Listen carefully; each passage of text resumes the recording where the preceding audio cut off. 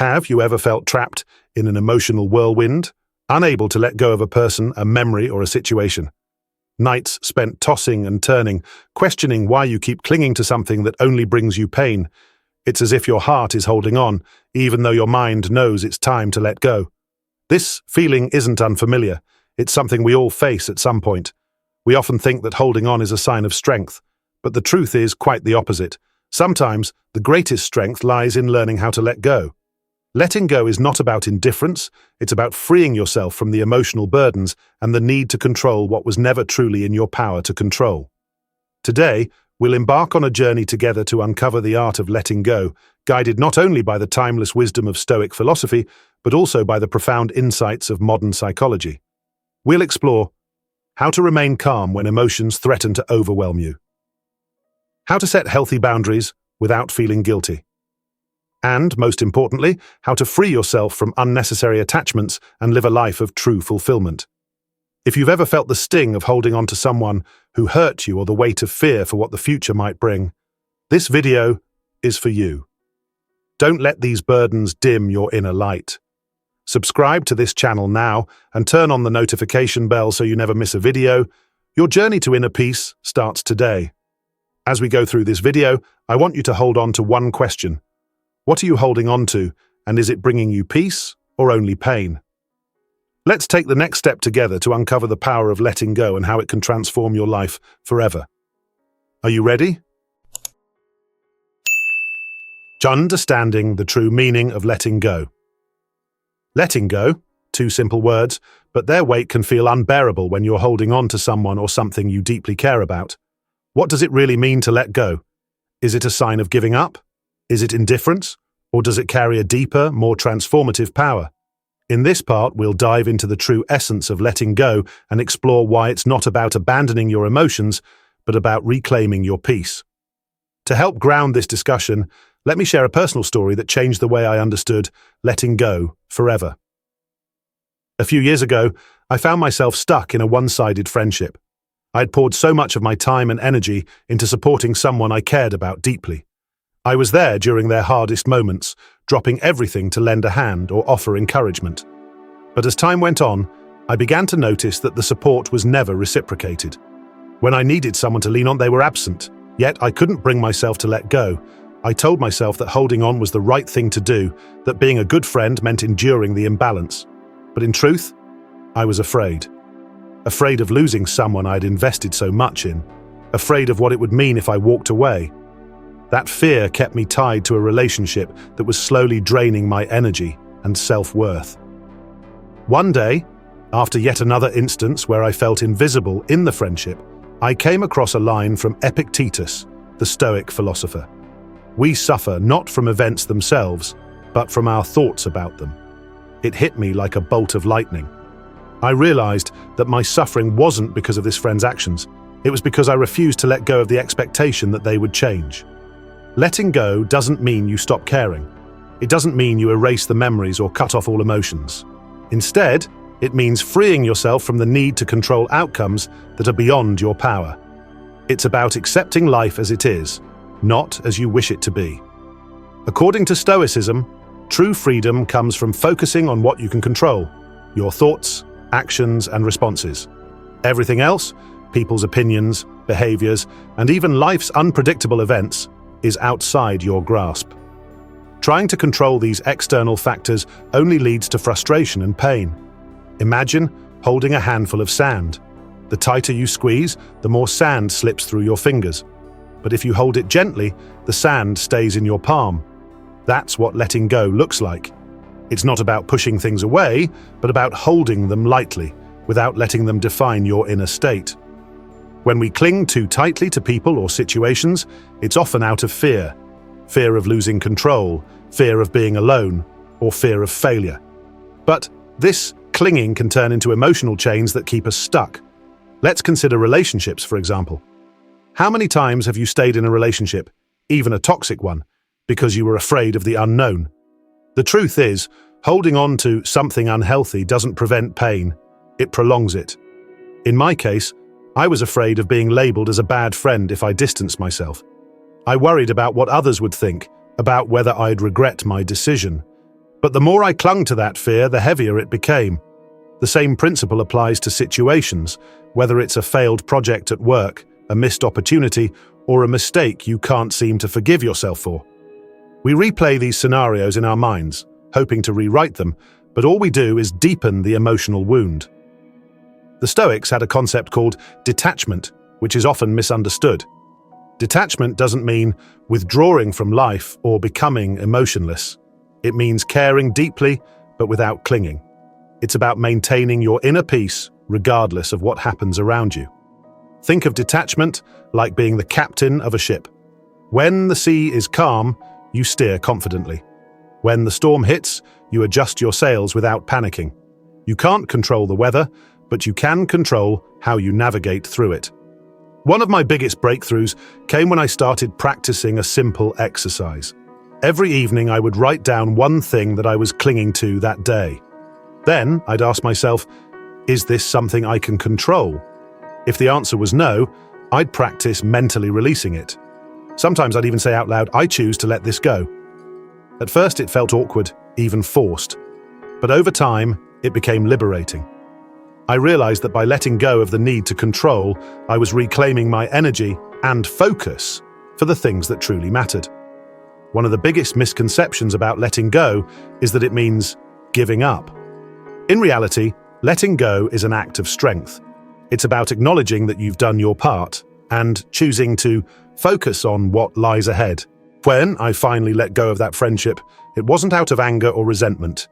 I did it because I realized that my peace of mind was worth more than holding on to something that wasn't serving me.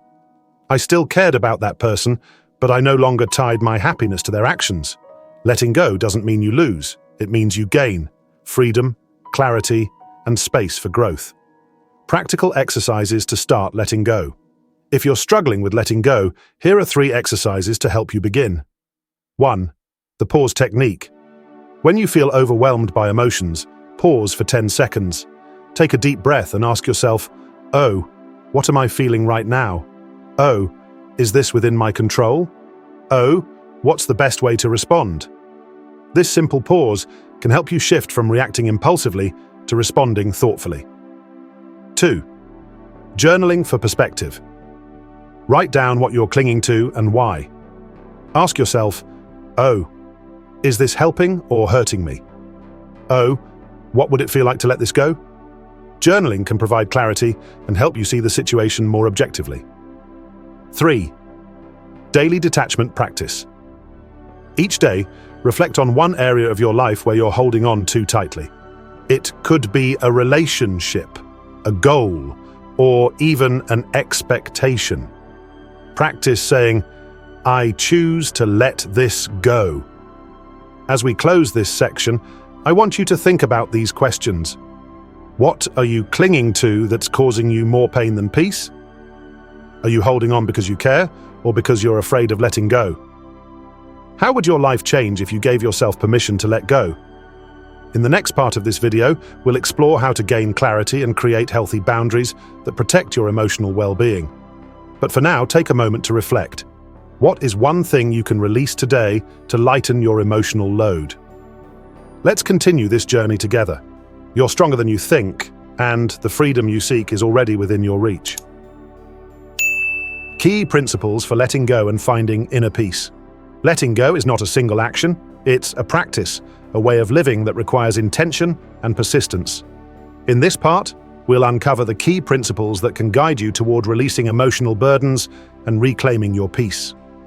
These principles are rooted in Stoic philosophy, but remain profoundly relevant in today's chaotic, fast-paced world. Let me share another personal experience that taught me the power of these principles and how they can transform even the most overwhelming situations. A few years ago, I was working on a project that I was deeply passionate about. I had poured countless hours into it, pushing myself to the brink of exhaustion. But when it came time to present my work, it was met with unexpected criticism. My initial reaction was anger and defensiveness. I clung to the belief that the feedback was unfair and that I had to fight to prove myself. Days turned into weeks, and I found myself replaying the situation in my mind, clinging to every negative word, trying to control how others perceived me. It wasn't until I came across a quote from Marcus Aurelius that my perspective shifted. "You have power over your mind, not outside events. Realize this, and you will find strength." I realized that I was clinging to something beyond my control, the opinions of others. What I could control was how I responded. That realization became the turning point. Principle 1. The power of perspective. When we're in the middle of a storm, be it emotional, relational, or situational, it's easy to lose sight of the bigger picture. We get so caught up in the intensity of the moment that we forget to step back and evaluate what's truly happening. The Stoics teach us that perspective is everything. Imagine a painter standing too close to their canvas. All they can see are the brushstrokes, the tiny imperfections. But when they step back, they see the full painting, and suddenly, those small flaws don't seem so significant. In life, stepping back can mean taking a walk, journaling, or even meditating. These practices create mental space, allowing you to gain clarity. Try this exercise. The next time you feel overwhelmed, pause and ask yourself, will this matter a year from now? Then, take one small action that aligns with your values instead of reacting impulsively. Principle 2. Emotional boundaries. Protect your peace. One of the hardest lessons I've learned is that you cannot pour from an empty cup. When you give too much of yourself without boundaries, you not only deplete your energy, but also risk losing your sense of self. Emotional boundaries are not about shutting people out, they're about creating space for your well-being. Boundaries allow you to care for others without losing yourself in the process. Epictetus reminds us, we cannot choose our external circumstances, but we can always choose how we respond to them. For example, I once had a colleague who would constantly offload their stress onto me. I wanted to be supportive, but their negativity started affecting my own mental health. I realized I had to set boundaries, not because I didn't care, but because I valued my peace. When you set boundaries, you're not being selfish, you're being responsible. Practical steps to establish boundaries. 1. Identify what drains you, who or what consistently leaves you feeling depleted. 2. Communicate clearly. Use I statements like, I need some time to focus on my priorities right now. 3. Follow through. Setting boundaries means honoring them even when it feels uncomfortable. Ask yourself, what boundaries do I need to set to protect my emotional health? Principle 3. Detachment creates freedom. Detachment is often misunderstood as apathy, but in reality, it's the key to inner peace. Detachment means releasing the need to control outcomes, people, or situations, and focusing on what you can control, your mindset and actions. Consider this analogy. Holding on to emotional burdens is like carrying a heavy backpack. Each grudge, regret, or expectation is another stone added to the load. The longer you carry it, the more it weighs you down. Detachment is the act of removing those stones, one by one, until you're free to move forward. Here's how to practice detachment. 1. Recognize your attachments. What are you clinging to that's causing you stress? 2. Reframe your mindset. Instead of thinking, I need this to feel happy, tell yourself I can find peace within myself regardless of this situation. 3. Let go gently. Detachment doesn't mean cutting ties abruptly. It's a gradual process of loosening your grip. Epictetus captured it beautifully. Freedom is the only worthy goal in life. It is won by disregarding things that lie beyond our control. Principle 4. Letting go isn't giving up. One of the most common fears about letting go is that it feels like failure. But the truth is, letting go is an act of courage. It's about choosing growth over stagnation, peace over chaos. When I finally let go of my defensiveness about the project criticism, I felt a weight lift off my shoulders. I stopped trying to control how others viewed my work and focused instead on improving for the next opportunity. That shift allowed me to grow, not just as a professional, but as a person. Letting go doesn't mean you stop caring, it means you stop clinging. Practical reflection. Think of one thing you're holding on to right now. Ask yourself, oh, am I holding on because I truly value this, or because I'm afraid of letting go? Oh, what could I gain by releasing this burden? As we close this section, here are some questions to keep in mind. 1. What situations or relationships in your life are draining your energy? 2. What would it look like to step back and view these challenges from a broader perspective? 3. How can you set one new boundary today that aligns with your well-being? In the next part, we'll dive deeper into the practical tools and habits that can help you integrate these principles into your daily life. But for now, take a moment to reflect. What is one small step you can take today to reclaim your peace? Letting go is a journey, and every small step brings you closer to the freedom and balance you deserve. Keep moving forward. You're stronger than you realize. Practicing freedom. Through letting go is not a one-time event. It's a lifelong practice. The act of releasing what no longer serves you creates space for growth, clarity, and inner peace. In this part, we'll explore how to transform the principles we've discussed into daily habits, enabling you to embrace freedom from within. Through real-life practices, Stoic wisdom, and personal insights, you'll learn how to cultivate a life where peace becomes your foundation, no matter the storms you face. Let me start with a personal story that exemplifies how these tools have reshaped my own approach to life. A while back, I was stuck in a toxic cycle of perfectionism. I had convinced myself that every detail of my work and personal life had to be flawless. I would agonize over every email, every decision, and every interaction, terrified of making a mistake. But instead of achieving the perfection I sought, I felt suffocated, constantly anxious and unable to enjoy even the smallest victories. One day, I came across a passage from Marcus Aurelius that shook me to my core. You could leave life right now. Let that determine what you do and say and think. I realized I was wasting precious time and energy trying to control things that didn't truly matter. That single moment of clarity marked the beginning of my journey to practice letting go, not as a defeat, but as an act of liberation. Habit 1. Practice. Daily reflection. Reflection is the cornerstone of growth. By regularly pausing to evaluate your thoughts and actions, you create an opportunity to realign with your values and release what doesn't serve you. How to practice. 1. Morning intentions. Start your day by asking, what is within my control today and what is not? Focus your energy only on what you can influence. 2. Evening reflections. Before bed, reflect on your day. What brought you peace? What drained you? Did you hold on to something unnecessarily? One simple journaling prompt I use is, what burden am I ready to release today? Writing it down makes the act of letting go tangible. Habit 2. Cultivate detachment. Through action, detachment, as we've discussed, is not about apathy. It's about creating space between your emotions and your actions. But how do you embody this philosophy in daily life? Stoic insight. Epictetus reminds us, it's not what happens to you but how you react to it that matters. Practical steps. 1. The pause technique. When faced with a triggering situation, pause for a moment.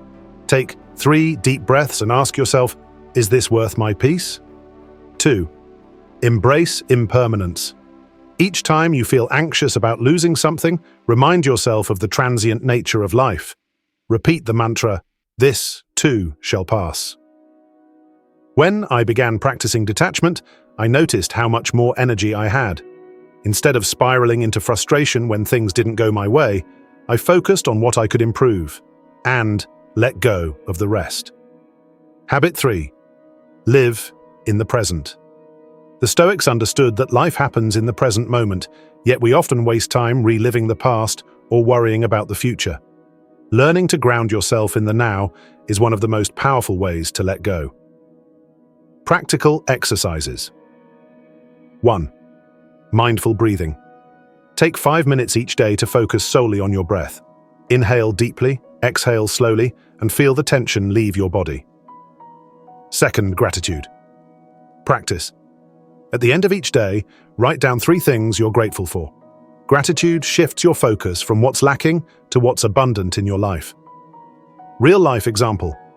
I used to obsess over missed opportunities, constantly replaying what-if scenarios. But when I began practicing gratitude, my perspective shifted.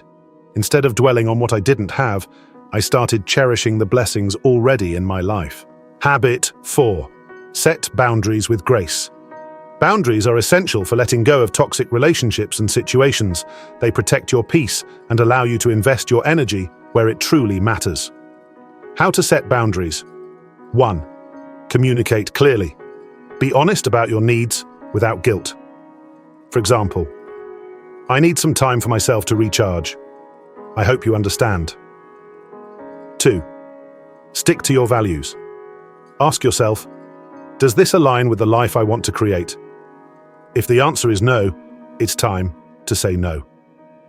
I once worked with a team member who constantly pushed boundaries, sending late-night texts and expecting immediate responses. At first, I complied out of a sense of duty, but it quickly drained me. When I finally set boundaries, I realized that respecting my limits didn't diminish my value. It enhanced it. Habit 5. Accept what you cannot change. Acceptance is the foundation of letting go. It doesn't mean giving up. It means acknowledging reality and choosing to move forward. Seneca teaches us, we suffer more in imagination than in reality.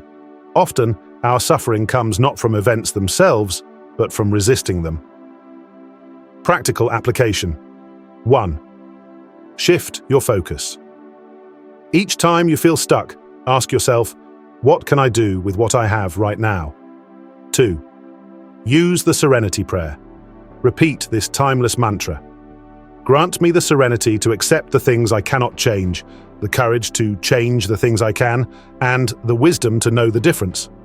During a difficult family conflict, I tried endlessly to change the opinions of others, only to feel frustrated and defeated. When I finally accepted that their views were beyond my control, I redirected my energy toward improving my own responses. That choice not only reduced my stress, but also brought unexpected harmony. As you embrace these habits, take time to reflect on the following questions. 1. Which areas of your life feel out of balance? 2. Are there burdens you're carrying that no longer serve you? 3. What daily practice can you adopt today to nurture your inner peace? Letting go is a journey, not a destination. By integrating these habits into your life, you'll find that the act of releasing what you cannot control opens the door to freedom, clarity, and joy. In the next part, we'll explore how to maintain this sense of peace in the face of life's inevitable challenges and build resilience through Stoic and psychological principles. But for now, take a moment to consider, what small step can you take today to begin practicing the art of letting go? Your peace is worth it. Keep moving forward. You're closer to freedom than you think. Letting go is not the end. It's the beginning of a life filled with clarity, freedom, and inner peace. It's a journey of courage, one where you release the burdens that weigh you down and embrace the beauty of living in the present moment. By practicing detachment, setting boundaries, and focusing on what you can control, you reclaim your energy for what truly matters, your growth, your joy, and your relationships. Remember, you are stronger than your fears, and your worth is not tied to what you hold on to. It's found in the way you choose to live, grow, and thrive. If this video resonated with you, don't keep it to yourself. Share it with someone who might need this message today. Subscribe to our channel and turn on notifications so you never miss a chance to learn, grow, and transform your life. And most importantly, join the conversation. Leave a comment below and tell us, what's one thing you're ready to let go of to find your peace? Thank you for being part of this journey. Together, let's create a space for growth, understanding, and the timeless wisdom that Stoic philosophy offers. You've taken the first step. Now, let's keep moving forward.